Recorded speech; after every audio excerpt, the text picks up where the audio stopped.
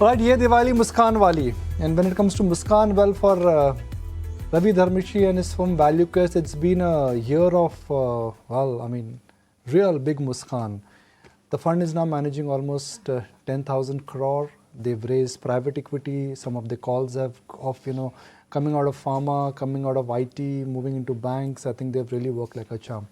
So Ravi, ye Diwali Muskan wali from everyone from ET Now team, Naya Saal Mubarak.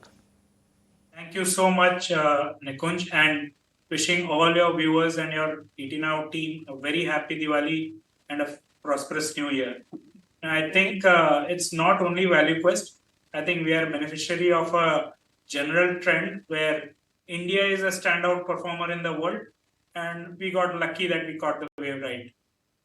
What will keep the Muskan going the same time next year? Will the Muskan be bigger, or will the Muskan be smaller, or will the Muskan vanish?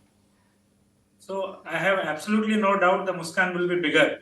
But what I don't know is whether it will move from Samvat year to Samvat year or calendar year to calendar year. But over the next 3-5 year horizon, India as a country will definitely emerge stronger. And as a destination for equity flows also, we barely scratched the surface. In fact, as you know, I mean, FIIs are, their ownership is still not, is pretty much close to the lows rather than towards the highs. And they have been sellers even in the last 1-2 months. So I think we'll have far bigger reasons to cheer maybe 1-2 years down the line. Ravi, hi, evening, and here's wishing you a happy Diwali once again from all of us here in the studio. Ravi, India, while there is no doubt that it's destination India that you've got to stay put in for the next 10 years, but India has always been a stock picker's market. Where do you think the big alpha generation is going to come in from in, say, the next 1 year? I think you're right. India has been a stock picker's market. But the most heartening part is that, usually in a rising business cycle, more and more number of stocks do well. So along with picking stocks, what you need to do is pick right sectors also. So if you were in IT or pharma, let's say beginning towards the end of 21, you actually suffered. If you were you were not allocated to financials, you didn't do very well in the last 12-18 months. So manufacturing and capital goods have been standout performers. So getting the sectoral call right along with the bottom-up stock picking is also very much required. It has not been a very even recovery. It has not been it's been like exports are not doing that great. Some of the bottom of the pyramid, the consumer stocks are not doing that well. So you still have to pick and choose what will do well. So that's what creates those stock picking opportunities for somebody like us to create alpha.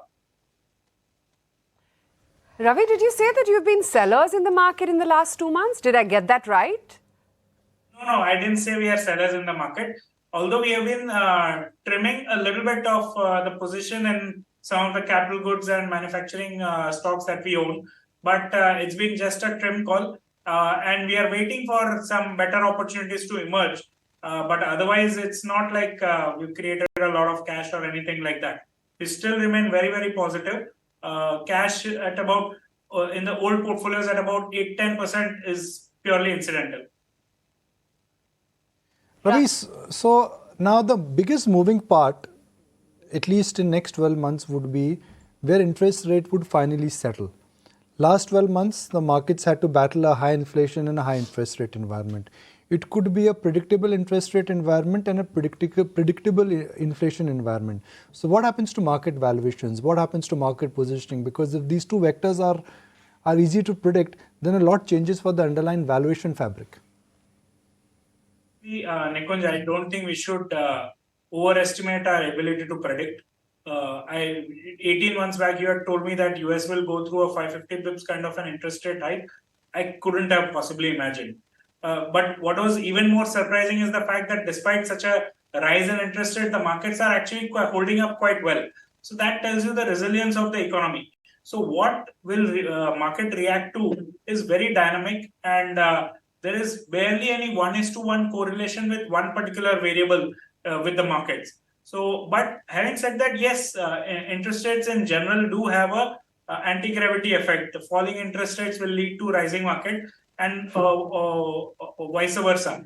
But that is a very, very general statement. In fact, I am of the strong opinion that if Fed starts cutting rate very soon, market will perceive that as very negative because it will mean that will be an admission of that they are behind the curve and the damage has been done to the economy. So right now they are going to pause, and my sense is they'll probably pause for 6-9 months and to assess what is the kind of impact the kind of interest rates hike is going to have on the economy. And I think that is a sweet spot for a country like ours, because now at least the interest rates are pausing. RBI was early in pausing, so now we are not in an interest hike environment. Inflation has also started cooling down.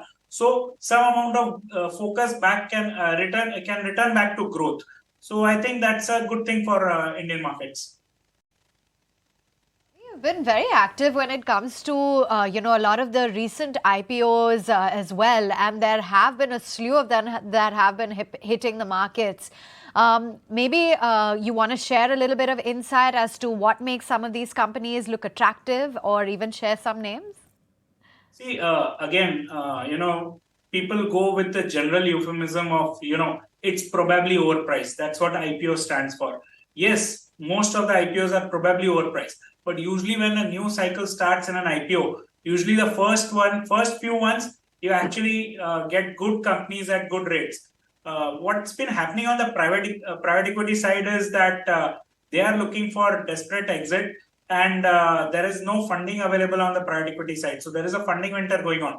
That is leading to some of the good companies with solid business models, profitable business models, also not getting funding. And they are being forced to come to the listed market to raise funds. That is leading to some kind of an opportunity. Some of these companies had come to us, let's say, 18 months back, 24 months back, and they were asking for valuations which were almost 50 to 100% higher than the current valuation that they are coming at. So the combination of funding winter, early stage in the primary market is providing us some opportunity, and we are being selective again. If there are 30 companies coming to the market, we'll pick 2 or 3 out of that. So if there is a company that excites us, we'll definitely take a look at it, and we will not fall for the generalization of if it's an IPO, you should be avoiding. The historical definition of IPO from all global and all market investors was LML, le mat lena, right? But you are but you are actually finding value in a lot of IPOs because, for example, public domain information, you participated in Keynes block deal, you participated in Zaggle block deal, and third one is Blue Jet, right? So without naming any companies, we whatever companies we participated in, touchwood, but in the last 1-2 years, the last 1 year especially, the IPOs have actually done very well for us.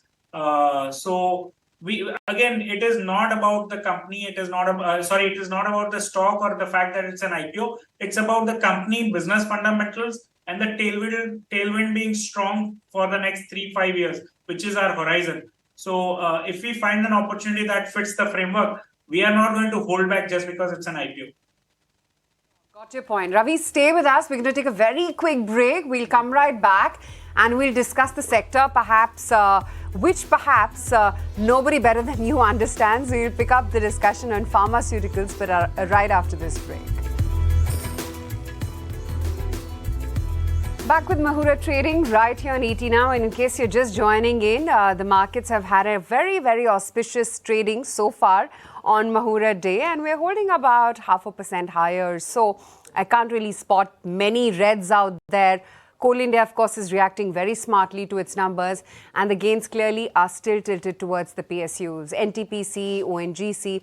They're all the ones which are the high flyers this evening. But we're still in conversation with Ravi Dharamshi. And Ravi, can't not ask you about the one sector which perhaps you understand better than any of us put together, pharmaceuticals. Turning out to be quite the comeback for them. What are the opportunities that you're scouting for or already have added positions to within pharma? So, Aisha, pharma can be now... See, there was a time where you could paint all the companies with the same brush. It was a rising tide. Now it is not the case. it is more a stock pickers sector, I would say. You can divide the sectors amongst US focused generic players, within that oral solids players, or specialized players like inhalers or biosimilars or specialty generics. Then there are domestic focused companies like domestic branded generics or diagnostics, healthcare, which is hospitals. Those are the broadly the segment. And then there is CDMO, which is the new and upcoming segment. So those are the segments within pharma.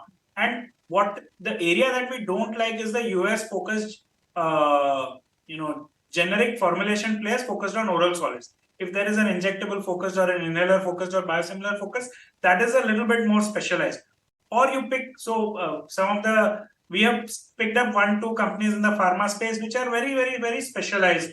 You don't find those kind of, you cannot say it's the same healthcare space. A contrast media company, or if that be, like an API, fermentation based API company. Those are very, very different. The drivers are very different from most of the other pharma companies. So we are looking for pockets of opportunities within pharma, but we are not trying to play the reversion to mean in the US focused generic players. So Ravi, I just want to bring this point out for our viewers, which is that we are talking about mega themes here. For example, whether it is EV or whether it is energy transition or whether it is manufacturing. Some of these stocks have gone up 3-4x, but if you still feel that these are multi-year themes, those who own them, should they sell them? Because the obvious question is that the P multiples are north of 50-60. Now, this is a sector where growth is there, but the P multiples have also gone higher. So the temptation to book profit is obvious. So why should one not book profits in these stocks which have already run up and where P multiples are expensive?